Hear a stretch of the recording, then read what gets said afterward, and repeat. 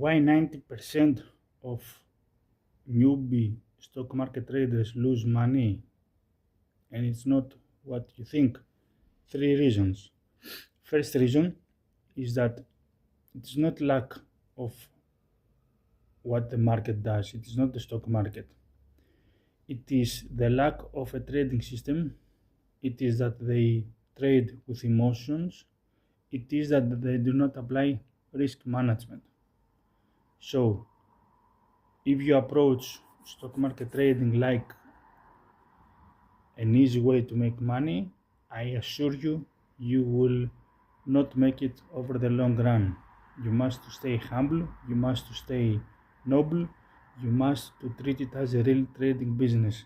Nothing is easy, nothing is granted, there is too much risk, too much volatility, so many things can go wrong. It is a path that you will follow only after getting better with experience. So click the link below if you want to join my stock market trading mentorship, or send me a direct message and follow me for more.